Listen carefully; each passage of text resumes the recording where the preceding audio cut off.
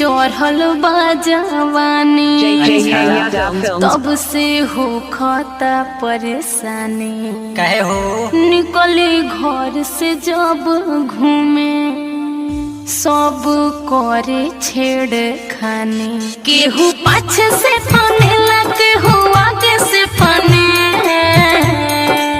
देख के ही तो के मनमा चलेला दिल के जनमा। घोप दी ढोरी में लाठी, घोप दी ढोरी में लाठी, घोप दी ढोरी में लाठी, घोप दी ढोरी में लाठी।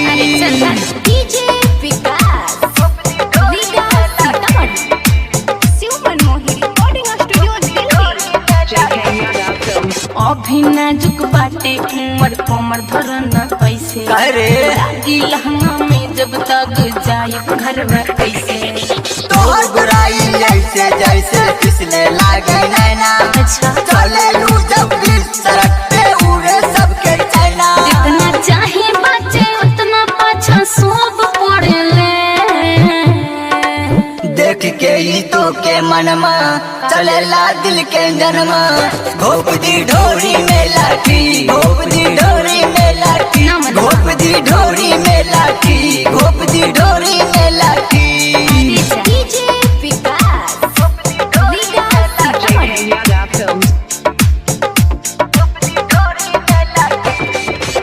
के धर्मत्मा अभी बने हम कले। अरे कुछ न होई। कोई कुछ गड़बड़ तो दूसरों के पता चले।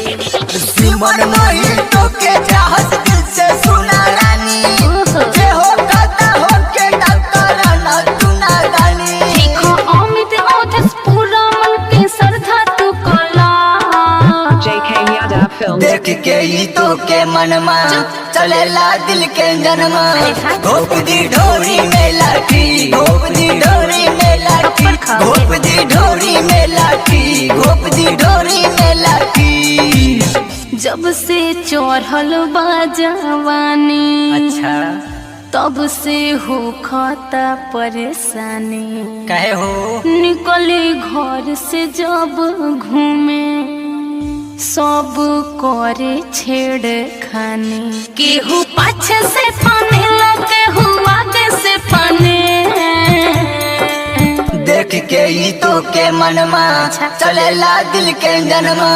घोप दी ढोरी में लाठी, घोप दी ढोरी में लाठी, घोप दी ढोरी में लाठी, घोप दी ढोरी में लाठी। अरे जा।